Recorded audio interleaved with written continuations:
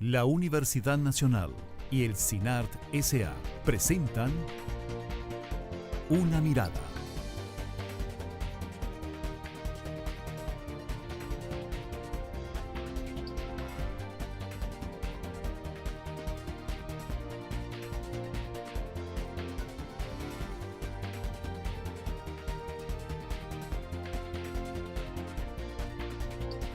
Una Mirada. Hoy,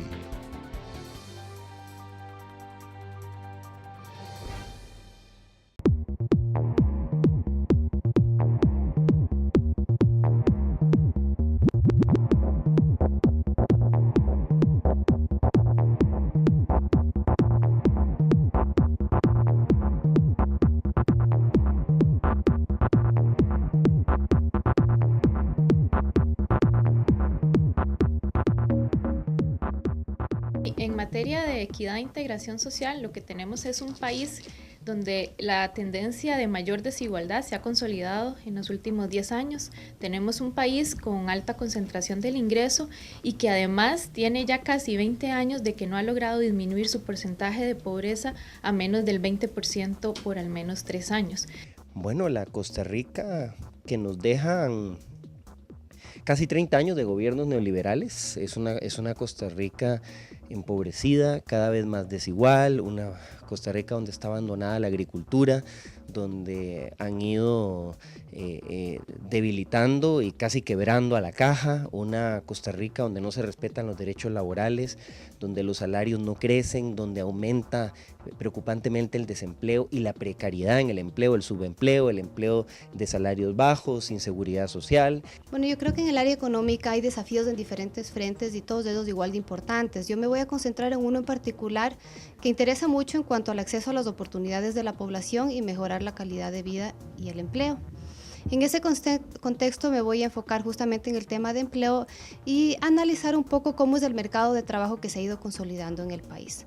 Tenemos un mercado de trabajo que se está convirtiendo en una fuente de presión hacia el aumento de la desigualdad. Bueno, es una Costa Rica que tiene una de las peores situaciones de las últimas décadas y una situación muy grave en el orden fiscal. Llevamos varios años de déficit y una deuda pública desmesurada. Llevamos la principal deuda, un país prácticamente en bancarrota económica, en bancarrota social y en bancarrota moral. Nosotros hemos llamado la atención de que en Costa Rica, a pesar del éxito que ha tenido el modelo de crecimiento económico que hemos estado implementando en las últimas 3 décadas, hemos tenido estancada la pobreza desde hace 15 años. El 20% de la población se mantiene en situación de pobreza y han crecido peligrosamente las brechas sociales. La desigualdad en Costa Rica ha crecido en los últimos 10 años como el país de América Latina donde más ha crecido la desigualdad. Y para mí uno de los grandes retos es lograr continuar con el crecimiento de la economía, pero con mayores niveles de equidad. Lamentablemente, una Costa Rica muy deteriorada en un montón de indicadores. Es una Costa Rica donde el Estado está gastando mucho más de lo que le ingresa. Hay un desequilibrio en las finanzas públicas importantes. Una Costa Rica donde hay mucho desempleo, hay poco optimismo, más bien un pesimismo hacia el futuro. La calidad de la educación pública en el suelo, unas filas interminables para buscar una cita con un especialista en la salud pública. En Costa Rica dudamos hasta de nuestra propia sombra y yo creo que hay muy buenas razones para ello. Hemos sacrificado un valor intangible fundamental en la política, que es la confianza de la gente en el sistema que los gobierna. Y eso es terrible, y eso es por culpa de la corrupción que ha dominado tanto a la clase política que nos ha malgobernado durante los últimos 8 años, y también el problema de la ineficiencia. Es decir, es un Estado que no cumple con los requerimientos que la población tiene en temas de demandas sociales, en temas de seguridad pública, etc. Entonces yo sí creo que esto es muy importante, ¿verdad?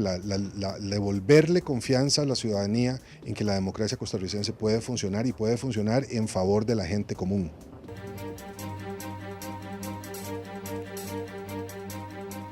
Hola, ¿qué tal? Bienvenidos a una edición más de Una Mirada, el programa de la Universidad Nacional y el CINART S.A.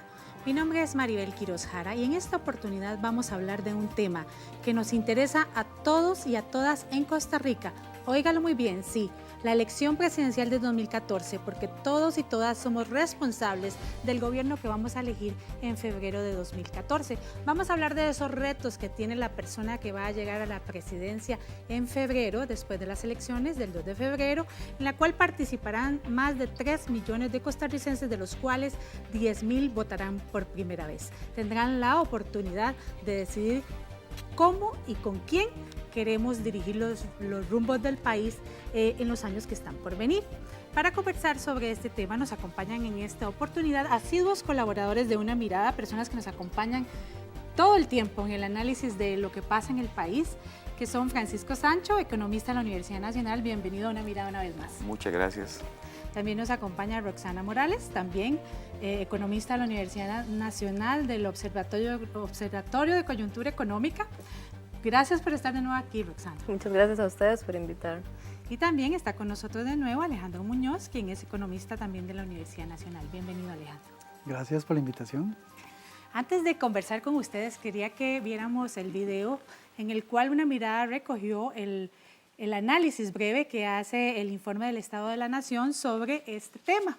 Precisamente conversamos con varios especialistas del Estado de la Nación, del Consejo Nacional de Rectores, quienes aseguran que el problema más importante del país en este momento es la desigualdad y el desempleo. Indicaron que las brechas sociales se han ensanchado muchísimo en los últimos años, de manera preocupante incluso, y que esto debe ser atendido por el nuevo gobernante como una prioridad. ¿Cuál es el desafío? Específicamente políticas de empleo. Políticas de empleo muy concretas, pero además combinadas. Políticas de empleo que logren sostener los logros alcanzados en empleos de calidad que hemos venido fortaleciendo en los últimos años, pero también renovar, replantear, innovar en políticas de empleo, específicamente para este gran grueso de la población que tiene bajos niveles de escolaridad, no tienen acceso a herramientas que les permitan mejorar su nivel profesional y para los cuales no hay políticas de empleo específicas. Entonces, en este sentido, políticas de empleo combinadas, convergentes, que se complementen, lo que permitiría es no solo sostener a los sectores dinámicos que más aportan al crecimiento con esta mano de obra calificada, sino también lograr una distribución del acceso a las oportunidades de la población más vulnerable. ¿Por qué es importante también? Porque esta población más vulnerable es justamente la que se ve más afectada cuando hay episodios de crisis, como por ejemplo la que vimos en el 2009. Son los primeros en perder en el empleo y los últimos en poder nuevamente integrarse al mercado de trabajo. Los principales retos que tiene el nuevo gobierno sería, en primer lugar, aplicar o activar políticas redistributivas que permitan disminuir estas brechas que hay tanto en aspectos laborales como en aspectos, por ejemplo, de género, en aspectos de residencia entre zonas urbanas y rurales, entre las regiones. Entonces, ¿qué tipo de políticas redistributivas se aplicarán en este contexto de mayor desigualdad? Y que además estén vinculadas no solo a aspectos de ingresos, sino también aspectos del mercado de trabajo, porque lo que hemos visto es que el principal generador de brechas está en este mercado de trabajo. Si el mercado le garantiza al menos los derechos laborales mínimos establecidos por ley a los trabajadores, esto tendría un impacto importante en la desigualdad. Desigualdad y desempleo. Me llama a mí la atención que parece que estos dos temas son prioritarios para las personas que van a elegir presidente en febrero, cuando hace 4 años atrás la gente tenía una mayor preocupación por el tema seguridad. ¿A qué se podría deber esta evolución temática? No necesariamente es que una cosa ha dejado de ser más importante que la otra. ¿Qué opina, Francisco? Bueno, en primer lugar yo quisiera, un paréntesis, el principal reto de los políticos que están en campaña es que la gente les crea. Sí. Y que después del proceso electoral no entre el desánimo de que siempre va a ser lo mismo. La desconfianza. Eso es un tema recurrente en nuestra sociedad. Sin duda alguna el tema de la desigualdad, de la polarización que se ha dado, de la diferenciación social, es un tema que tiene varios matices, ¿verdad? Varios matices. Algunos efectivamente hacen un énfasis importante en el tema del empleo. ¿Por qué? Porque el tema del empleo tiene que ver con la sobrevivencia de la gente. Y eso es fundamental. Si usted no tiene ingresos, no puede consumir, y si no consume, pues obviamente se inicia un proceso en el cual te vas pauperizando cada vez más. Entonces hay un problema que tiene diferentes vertientes y que tendrá que ser atendido muy globalmente. El tema de la priorización es complicado. Entonces, repito, el tema del empleo es fundamental. Ese es como que el número 1. Pero está asociado el tema de la reactivación de la economía. Si yo no puedo tener incluso políticas sobre empleo si la economía sigue como está. Hay un proceso evidente de desaceleración de la economía que hace que por más y mejor intenciones que yo tenga de una política de empleo y de generar empleo, no lo puedo generar porque sencillamente la economía está mal. Y la economía está mal no solo por factores internos, sino que factores también de orden externo. Entonces, si usted me pregunta, bueno, yo tendría que pensar en que el tema de la desigualdad es evidente, el tema del desempleo es un problema real que hay que enfrentar, pero hay otros temas que están ahí caminando. Sí. Vea que el más sonado, disculpe que me extienda un poquito, es el tema del cráter que se hace en las carreteras nuestras y los puentes que se caen.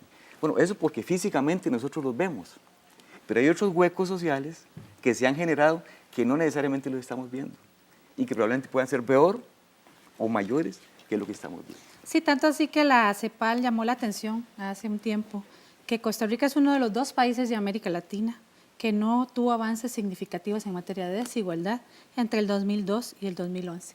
Alejandro, usted ha estudiado esta situación pues recientemente de mi conocimiento, pero es algo que ha sido motivo de estudio suyo y que lo ha llamado a hacer un llamado de atención a la comunidad nacional sobre este tema.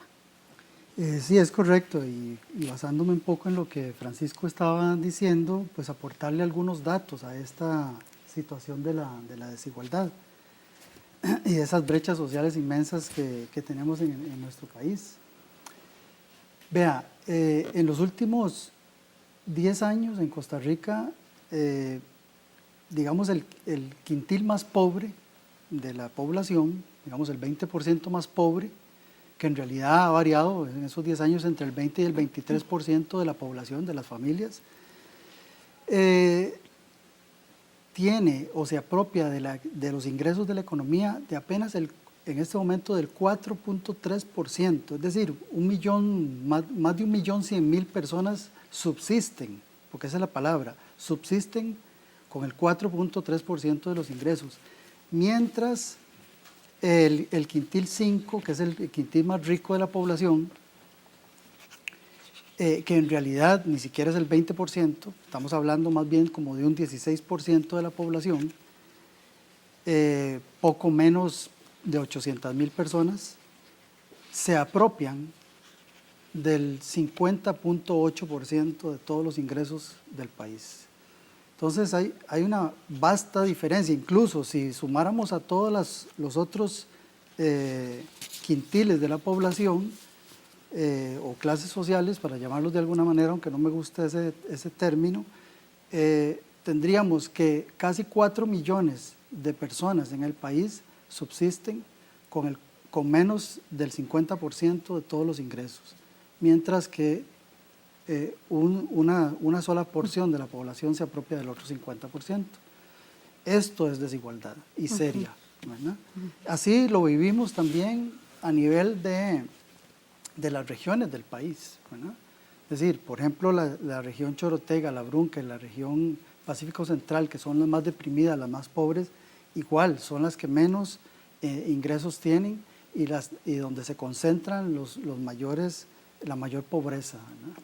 Sí, José María Villalta, del Frente Amplio, considera que precisamente este tema de la desigualdad es uno de los más importantes para él como futuro presidente de la República, si así resultara electo en febrero de 2014.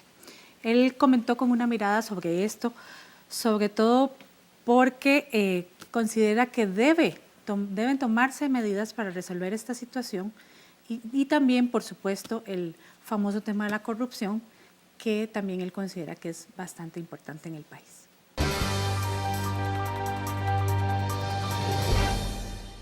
El problema nacional más urgente, sin duda alguna, es el crecimiento de la desigualdad social y de la pobreza. Es es un problema que durante muchos años los gobiernos de los partidos tradicionales no han querido resolver y que está afectando a muchísimas familias, casi 1.300.000 familias en condición de pobreza que no satisfacen sus necesidades básicas, y la desigualdad crece abismalmente, la brecha entre ricos y pobres se ensancha, eso está desestructurando la vida comunitaria en muchas zonas del país, está incrementando la violencia, los problemas sociales, y nos está alejando de ese ideal que construimos durante el siglo XX, de tener una patria de oportunidades para todos y todas. Para reducir sostenidamente la pobreza en Costa Rica y la desigualdad social, tenemos que fortalecer la protección de los derechos laborales, que se paguen los salarios mínimos justos y que se incremente paulatinamente los salarios de los trabajadores que ganan salarios más bajos, fortaleciendo la inspección laboral que pueda sancionar directamente a quienes violan los derechos laborales. Hay que tener una política de generación de empleo que se concentre en la reactivación de la economía, sobre todo la producción para el mercado interno, que ha sido abandonada por los últimos gobiernos. Se han dedicado únicamente a favorecer los negocios de transnacionales, de grandes empresas, se ha abandonado la pequeña agricultura, la agricultura que produce la comida que nos comemos, se ha abandonado el turismo rural comunitario, el turismo ecológico. Nosotros creemos que esa reactivación de este motor de la economía tiene que darse promoviendo la generación de empleo, la economía social, la distribución de la riqueza, el comercio justo.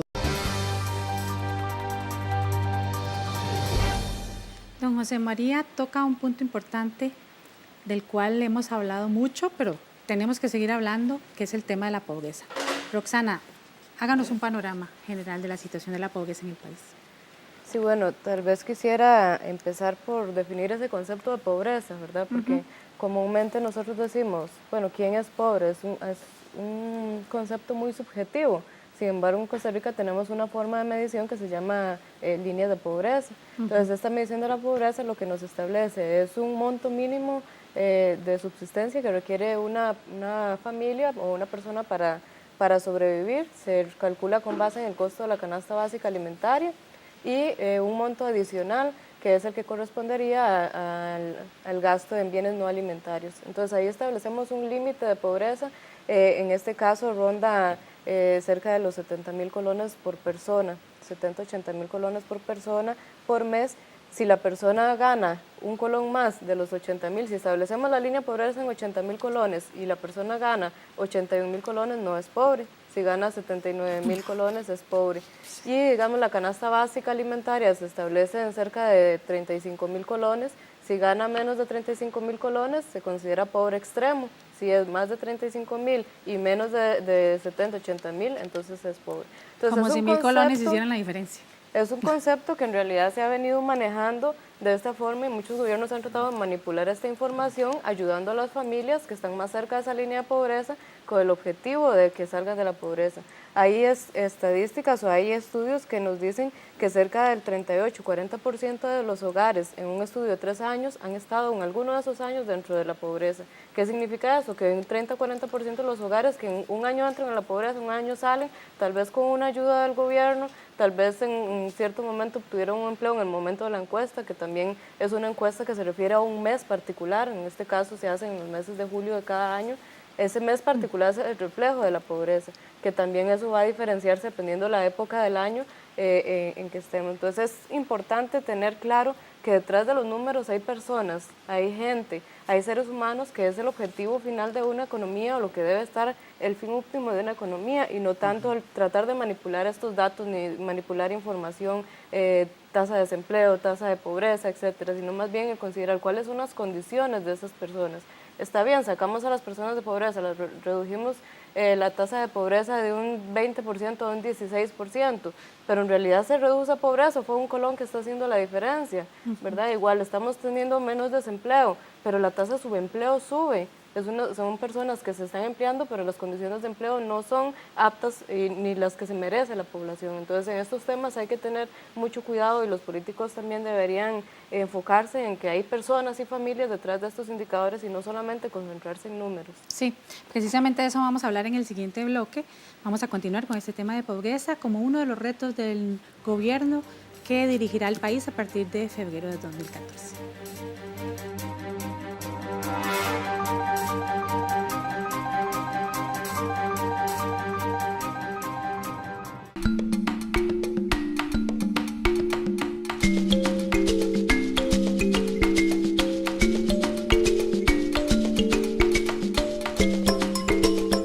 Todas y todos somos diferentes, pero iguales.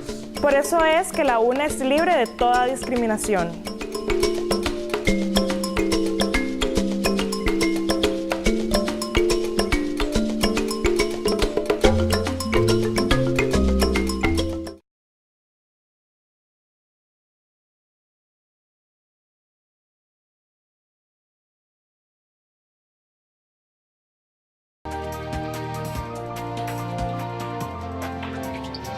Regresa usted a Una Mirada, el programa de la Universidad Nacional y el CINART S.A., hoy con el tema de los retos de la presidencia del 2014. Estábamos hablando en el bloque anterior que el tema de la pobreza es fundamental. Por como ustedes decían, no estamos hablando de números, ¿verdad? Nos hablan que 18%, que 20%, que no es tanto, que tal vez es mucho, pero como decía usted, Roxana, gente, es 1 millón de personas las que está detrás de este número. Y es gente que no tiene lo necesario, lo básico para subsistir. O sea, no podemos trabajar en una sociedad más igualitaria, más equitativa, con números como este. Sin duda alguna, el indicador más dinámico en América Latina, y nosotros no somos la excepción, son los indicadores que tienen que ver con la pobreza. En toda América Latina, eso es lo que más me crece, y en el mundo en general. De tal suerte que a lo mejor el político que me dice que me va a resolver el problema de la pobreza, yo no lo voy a creer, porque es un tema de mayor plazo que hay que atenderlo mucho más estructuralmente. Muestra de ello es que nosotros tomamos medidas de política económica en nuestros países e inmediatamente construimos la política social para neutralizar el efecto negativo que va a tener la política económica en lo social. Y eso pasó de los 80 para acá con mucha claridad. Es cuando se empieza a diferenciar muy claramente la política económica de la política social. Porque la política económica me generaba vacíos que tenía que empezar a remendar la política social. Entonces, mientras vos no resolvás estructuralmente el problema, yo creo que es un buen deseo, nada más. Hay programas en particular, que probablemente don Alejandro se va a referir, que tienen como destino otra cosa. Por ejemplo, el programa Avancemos. Tiene como destino evitar la deserción de los muchachos que estudian. Pero sin duda alguna tiene un gran impacto en los 70.000 colones que vos decías. Eso hace que una familia salga de esa línea de pobreza. Entonces, ¿cómo es que se juega con ese elemento? Es un aspecto importante para entonces empezar a jugar con el 18 o el 20, o después del 20 el 18, sin plantear soluciones mucho más estructurales, que es un poco el llamado de atención que desde la academia nosotros deberíamos de hacer, ¿verdad? Es un dictamen que me permita llamar a los políticos, que son los que hacen viable lo técnico, y decir, bueno, estructuralmente yo tengo que atender el problema. Alejandro. Sí, complementando a esto que estamos conversando, en Costa Rica el problema institucional pesa bastante sobre sobre una verdadera solución del flagelo de la pobreza. Es decir, en Costa Rica tenemos 22 instituciones y 44 programas destinados única y exclusivamente a atender la pobreza, la incapacidad, digamos, de las familias de poder solventar sus necesidades más básicas. Pero esto es increíble que se perpetúe en el tiempo, es decir, un proyecto nace, por ejemplo, cuando el IMAS nace con un mandato y lleva 50 años tratando de cumplirlo, cuando un proyecto o un programa debe tener un inicio y un final. Es decir, no es posible que las instituciones se perpetúen o los proyectos y programas se perpetúen en el tiempo y se convierten en institucionales y es como un modus vivendi, porque entonces nunca van a terminar con el problema. ¿Verdad? Eso no tiene sentido. Sí, y esto tiene también relación, como ustedes mencionaban anteriormente, con el tema del empleo, que es como el tema de moda, ¿verdad? En este momento todo el mundo habla de empleo porque la gente siente que hay muchísima gente desempleada o que no tiene un acceso al empleo que quisiera, que deseara, por el cual se preparó, o en su defecto, que sienta que sus condiciones de trabajo son justas, ¿verdad? Es un tema complejo porque lleva muchas aristas, como bien lo han analizado ustedes en los diferentes estudios que han realizado para la Universidad Nacional. Digo yo que es el tema de moda porque cuando conversamos con los candidatos a la presidencia de la República, pues prácticamente todos lo mencionaron, pero principalmente se refirieron a este tema el señor Otto Guevara y el señor Johnny Araya. Para Johnny Araya, candidato del Partido Liberación Nacional, el desempleo es el problema más urgente al que se debe buscar una solución. Escuchemos sus propuestas. Crear más y mejores empleos va a ser uno de los principales desafíos de gobierno. Esto tiene que ver, por un lado, con la política macroeconómica, que no solo debe estar dirigida a controlar inflación, sino también debe estar dirigida a activar la producción nacional y a generar empleos. Esto tiene que ver con la reactivación de la obra pública, que para nosotros también va a ser de muy alta prioridad. En el tanto podamos reactivar la obra pública, llámese en carreteras, llámese en proyectos de vivienda, proyectos energéticos, que yo soy un constructor y quiero que el próximo gobierno sea un gobierno de construcción de obra pública. Eso va a permitir generar muchos empleos. Pero también creemos que es muy importante reactivar el sector de economía tradicional. Hemos estado apostando mucho al sector exportador y nosotros apoyaríamos muchísimo al sector de economía tradicional, mucho a las pymes, banca de desarrollo. Es necesario pasar la reforma de banca de desarrollo para que tengamos crédito barato para las pymes, para los pequeños y medianos empresarios, para los pequeños y medianos productores del país. También mantendríamos dos programas que tiene este gobierno que son importantes. Uno es el programa Empléate, que está dirigido a los ninis, a los que ni estudian ni trabajan, que son aproximadamente 50,000 jóvenes que están en esa condición. Actualmente el programa está cubriendo apenas el 10%. Quisiéramos cubrir más de esa población de jóvenes que ni estudian ni trabajan. Y el otro programa es Manos a la Obra, sobre todo pensando en mujeres jefes de hogar que no tienen cómo subsistir. Por su parte, Otto Guevara del Movimiento Libertario aseguró que en un eventual gobierno suyo abrirá 500,000 empleos y que para esto deben realizarse múltiples acciones que permitan abrir estas plazas.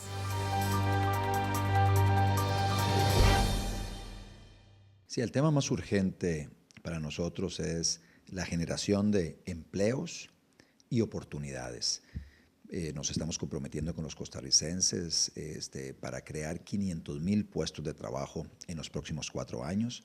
Y eso significa que hay que hacer una gran cantidad de acciones, tomar acciones en varias áreas. Uno, quitar el montón de trabas que asfixia a quien quiere iniciar un pequeño emprendimiento, para que sea muy fácil iniciar una pequeña empresa, mediana o grande.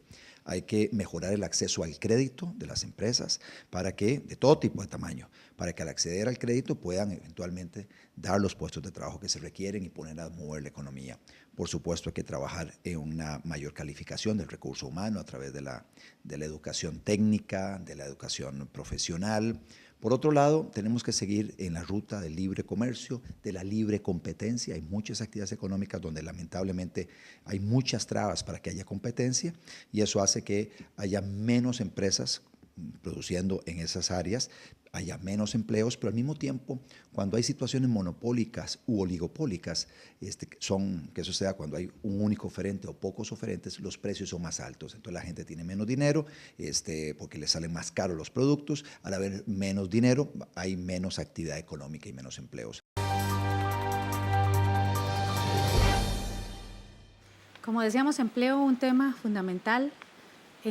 Precisamente si tomamos en cuenta que recientemente pues, la tasa de desempleo alcanzó uno de los índices más altos de las últimas décadas en el país.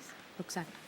Sí, bueno, es importante mencionar que uno de estos temas los escucha con frecuencia. Todas las campañas políticas, si bien es cierto, no he estado en muchas, ¿verdad? No he tenido oportunidad de estar en muchas, la literatura y la experiencia reciente nos señalan que este tema, el tema de desempleo, el tema de pobreza son temas recurrentes, al igual que el tema de la reforma fiscal. Llevamos 10 años hablando de la reforma fiscal que no hemos logrado concretar.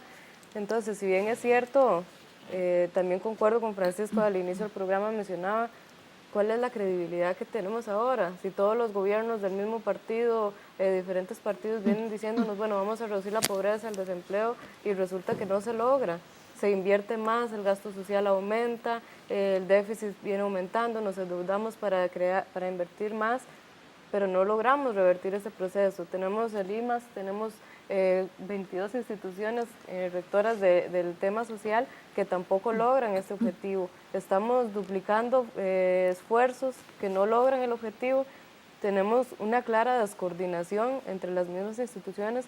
Recientemente, en una entrevista a don Olman se le preguntaba sobre el tema de por qué hay una saturación de las carreras en el mercado, en las universidades, una saturación de las carreras, y él decía que el Ministerio de Trabajo no tiene nada que ver en eso, que es las universidades las que tienen que encargarse. O sea, debería haber una coordinación entre las universidades, el Ministerio de Trabajo, el Ministerio de Economía, incluso el CONESUB o CONARE, ¿verdad? Instituciones que estén al tanto del mercado laboral, que es lo que estamos generando en el país. Es cierto, tenemos una mayor cantidad de personas en el país que obtienen títulos universitarios, tenemos más mujeres que hombres obteniendo títulos universitarios, pero se están colocando estas personas o están utilizando eficientemente esos títulos, es decir, se gradúan, obtienen una maestría, un doctorado en periodismo y trabajan como recepcionistas en un call center. Entonces, ¿cómo logramos revertir ese proceso? Entonces ya vemos que la educación no era aquella panacea del desarrollo. Si educamos más gente vamos a tener más desarrollo, no es cierto. Se necesitan políticas que complementen estos procesos y que hagan efectivo que un mayor nivel de educación en el país se traduzca en un mayor nivel de desarrollo. Y los empleos no se generan solos, hay que generar las condiciones, hay que generar condiciones para atracción de inversión extranjera, no solamente el gran área metropolitana, que es donde se concentra, tenemos zonas rurales con grandes potenciales, tenemos zonas rurales donde hay un potencial importante en la parte agrícola, que ya también lo han venido mencionando los candidatos, que es un sector abandonado, que no hemos pensado que pasa por este tema de la seguridad alimentaria. ¿Qué pasaría si hay una crisis internacional en el tema alimentario? ¿Qué comemos? Sí. ¿Quiénes son los que producen? Entonces, en este sentido, toda la política de empleo pasa por todas las demás políticas, tanto macroeconómicas como sociales, productivas, entre otras. Francisco. No, como decía Roxana, uno tiene la leve sospecha de que eso lo escucha cada 4 años, probablemente con diferentes personas, pero es recurrente, lo que significa que es poco creíble. Es más, aquí la pregunta es, ¿cómo es que va a generar eso que dicen que van a generar? ¿Cómo Otto Guevara va a generar 500,000 empleos? ¿Cómo?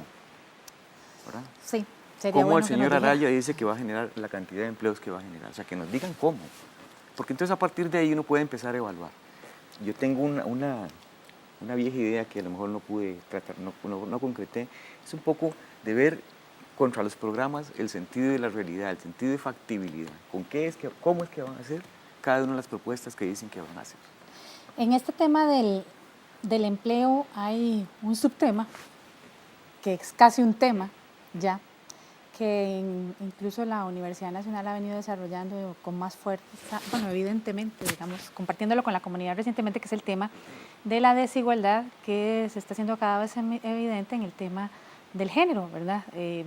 Tenemos una tasa de desempleo de las más altas de las últimas décadas, pero es todavía más alta entre las mujeres y no así entre los hombres, además de otros indicadores que nos evidencian que tenemos una Costa Rica para los hombres y una Costa Rica para las mujeres.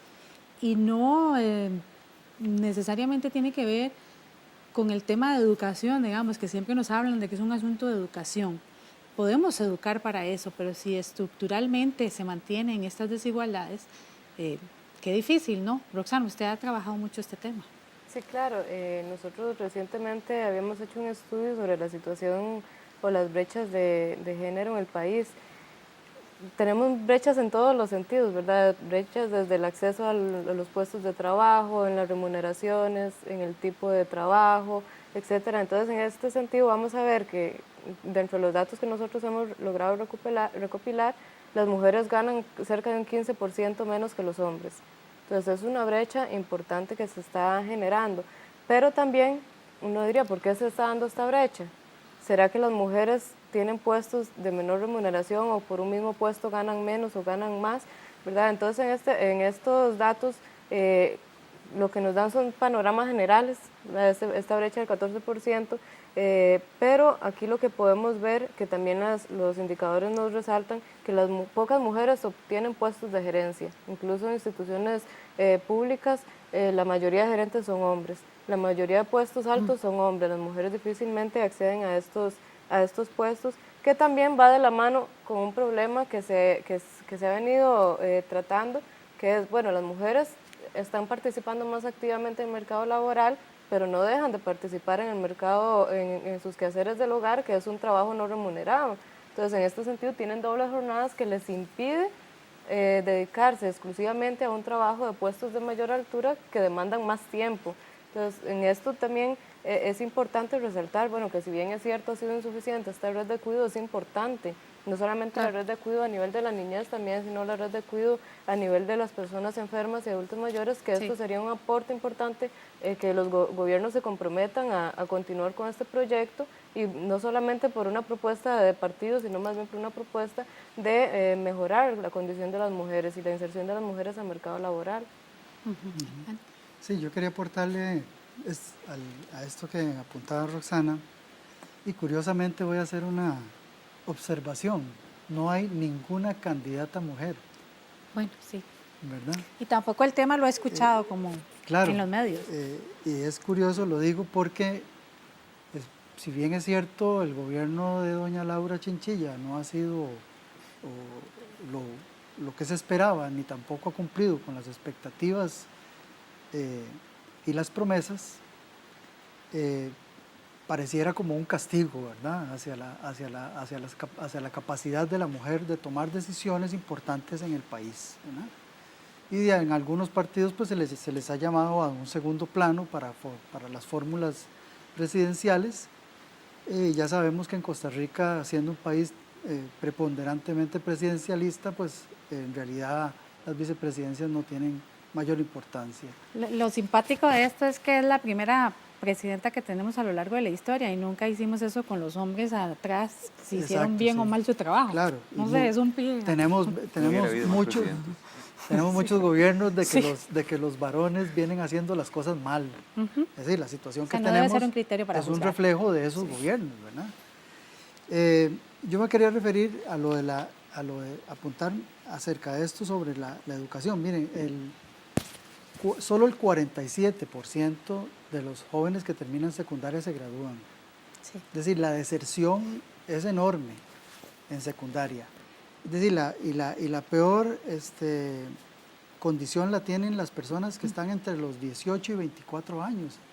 Es decir, no terminan una carrera universitaria y están ahí con trabajos de mala calidad, ¿verdad? Empleo de mala calidad. Como ya apuntaba Roxana, se van a call centers o cosas de estas, y entonces todos los institutos, ya sea privados o públicos como el INA, ¿a qué le están apostando? Pues a esas carreritas que lo que dan son empleos fáciles, rápidos, y que generan un ingreso que no es suficiente para desarrollar su propia vida. Es decir, esto los obliga casi a vivir permanentemente arrimados, ¿verdad?, lamentablemente en las casas de sus padres, hacer un segundo piso para poder vivir ahí. Es decir, el empleo en Costa Rica no cumple con las expectativas que tenemos las personas de realmente desarrollarnos como seres humanos. En ese sentido, el desarrollo humano en Costa Rica no debe únicamente medirse solo porque la persona tenga un techo, tenga un EVAIS ahí en la esquina y tenga una escuela pública en el barrio. Y lo que es peor, tenga un carro y tenga un celular. Claro, y aquí hay más celulares que personas, ¿verdad? Lo cual nos indica mucho del estilo de vida que llevamos en Costa Rica, que es totalmente consumista, lejos de pensar en necesidades básicas, y esto tiene que llevarnos a reflexionar entonces en que no solo la política social ha fracasado, sino que nosotros como sociedad también estamos camino al fracaso.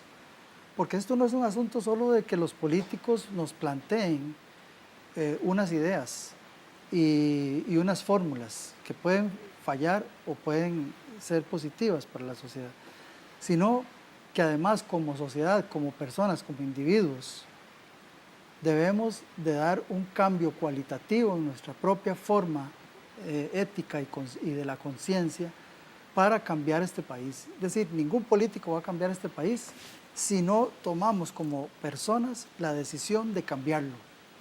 Y ese es un paso importante. Con este mensaje me voy a la pausa, quédense en Una Mirada que ya volvemos.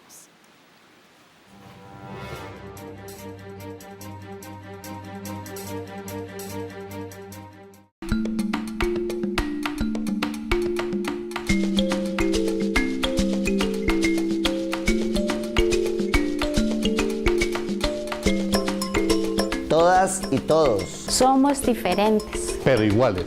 Por eso es que la UNA es libre de toda discriminación.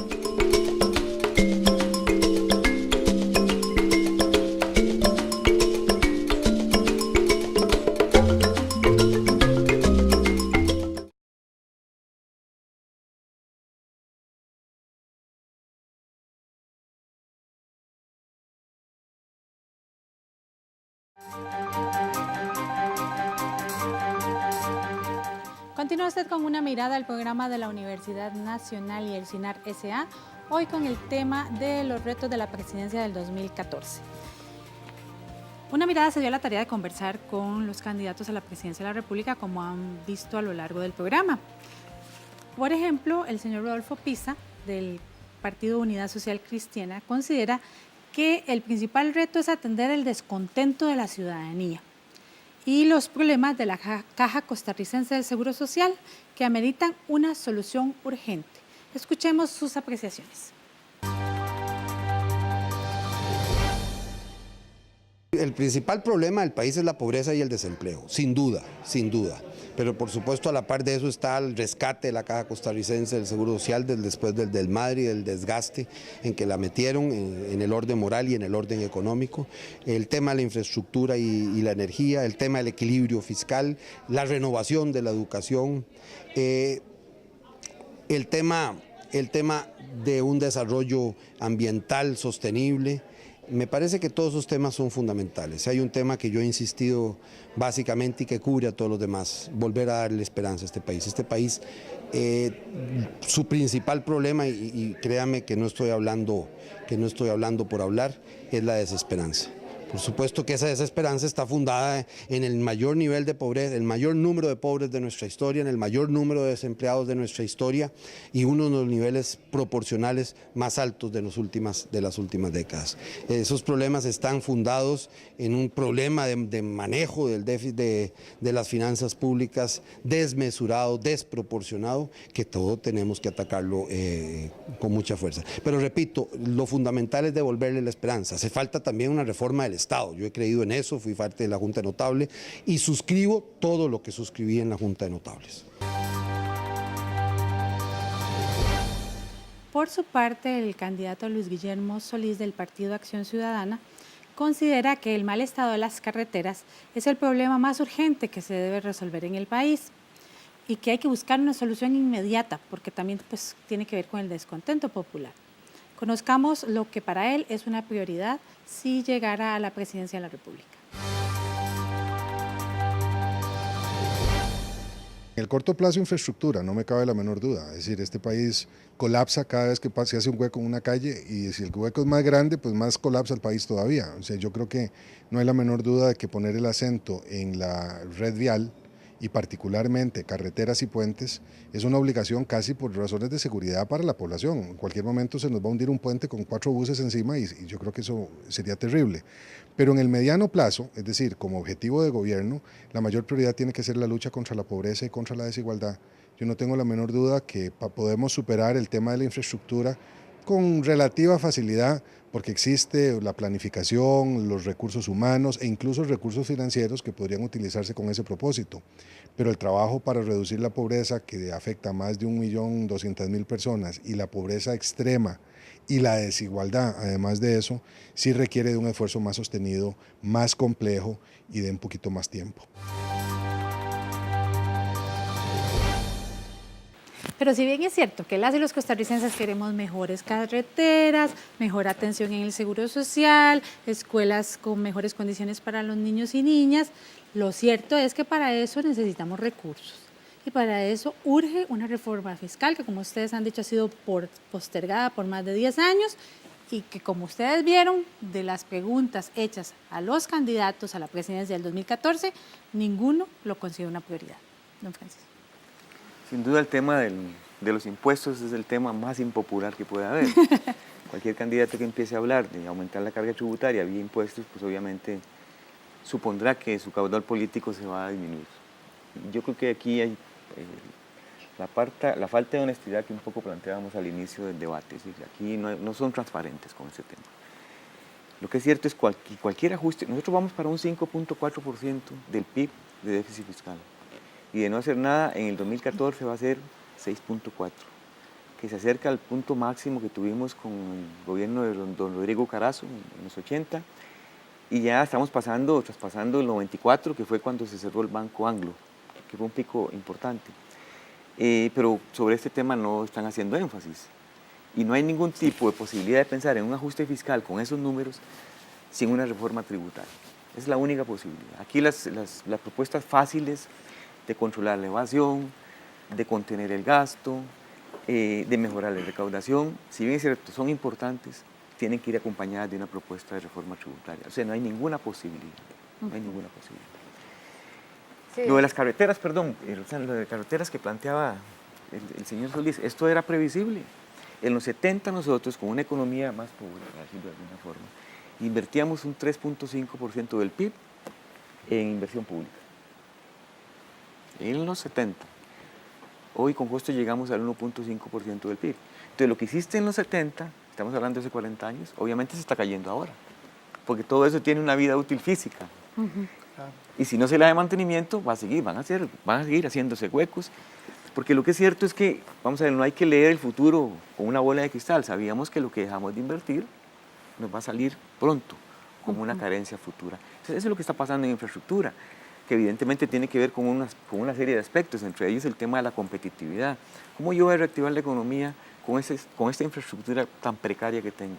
Vial, portuaria y aeroportuaria. O sea, es imposible, es seguir engañando a la gente. Perdón. Sí, efectivamente, bueno, yo considero que el tema fiscal está casi de la mano con todo el tema de la desigualdad, de pobreza, de empleo. Es un tema sumamente importante. Es el más importante. Que tenemos a pesar de que el Estado de Bienestar ha venido perdiendo su funcionamiento o su idea principal, en realidad tenemos un Estado que solventa las necesidades de la población, y es a través del Estado donde se recaudan los impuestos, donde se recaudan los recursos. Si bien es cierto, como decía Francisco, se necesita hacer ajustes en la parte de controlar la evasión, el gasto, entre otros. Si nosotros queremos mantener o realizar proyectos sociales o programas, o invertir más en carreteras, invertir más en educación, en investigación, en desarrollo, necesitamos aumentar la carga tributaria. Actualmente cerca de un 14% del Producto Interno Bruto se corresponde a carga tributaria. Si sacamos el 8% de educación, ¿cuánto nos queda? Si sacamos el 0,3% si es de tecnología, ¿cuánto nos queda? ¿Verdad? Entonces el margen de maniobra que tienen los gobiernos con esta actual carga tributaria que tienen es mínimo. Cerca de un 5% de los ingresos del Estado son los que pueden manipular o reajustar en otros programas, pero de esta forma es imposible que puedan hacer efectivas sus propuestas o las políticas que quieren aplicar. Sí, efectivamente así es, porque resulta que el del presupuesto nacional, el 95% del presupuesto es totalmente rígido. Es decir, ya está repartido. ¿Qué puede hacer un nuevo gobierno con el 5%? Y como decía Roxana, ni siquiera han podido cumplir con el mandato constitucional que tiene que darse ahora en el 2014 del 8% para la educación, el PIB. ¿Cómo van a hacer? Y tienen que hacerlo. Y ahí me permitís un paréntesis. Sí. En esta propuesta, la nueva que salió el jueves, se habla ya no de la posibilidad de no respetar el 8%, de pasar a un 7%. Y eso es una alerta para las universidades y para el sector de educación. Pero no solo eso, sino que introducir dentro del 7% al INA, porque ellos dicen que es educación y efectivamente es educación, ciencia y tecnología, que también tiene que ver con educación, de tal suerte que vas a jugar a estrechar el tema desde el lado del gasto sin tocar el tema de los ingresos. No digo que no lo estén planteando, pero sin tocarlo bajo una lógica más decidida. Perdona. Sí. No, y esto es grave porque no solamente estamos jugando con infraestructura, es que las escuelas están cayendo, muchas, las escuelas unidocentes ni para qué decirlo, ¿verdad? Pero también el problema es la calidad de educación que se está recibiendo. Y ahí apuntamos el dedo en la llaga, porque este país se está descomponiendo precisamente porque la educación se está descomponiendo, porque le están recortando, porque como apuntaba Sancho, entonces las universidades ya no van a lograr tener su presupuesto como Dios manda. Miren, y entonces uno se pregunta, ¿será suficiente medida recortar el gasto superfluo o será suficiente medida recaudar bien? No, definitivamente no. Tiene que haber alguna propuesta por parte de los candidatos acerca de cuáles son los impuestos que va a proponer, cuánta carga tributaria vamos a aumentar. Sí. Y esto nos tiene que definir y en esto debemos ser muy perceptivos hacia dónde nos quieren conducir, hacia qué modelo económico nos quieren conducir con la propuesta fiscal. Porque, es decir, una reforma tributaria definitivamente define el modelo país que queremos. Y eso es lo que vamos a decidir en febrero del 2014. Esperamos que muchísimas personas vayan a votar, que no se queden en la casa, que no se crean el cuento de que no hay por quién votar, que pongan atención a las propuestas, que vean qué tipo de Costa Rica queremos construir y hacia dónde la queremos llevar y con quién pues la queremos llevar, ¿verdad? Según las propuestas que analicemos. Les agradecemos mucho que estén con nosotros en esta oportunidad, siempre nos quedamos cortos, pero bueno, creo que fue un importante aporte para que las personas decidan por quién votar. Ya sabe, vote el 2 de febrero del 2014. ¿Por qué? Porque el voto es un derecho que se defiende ejerciéndolo. No se quede en su casa porque así no se resuelven las cosas. Muchas gracias por acompañarnos y a ustedes por estar con nosotros una vez más. Nos vemos la próxima semana con otro interesante tema. Hasta pronto.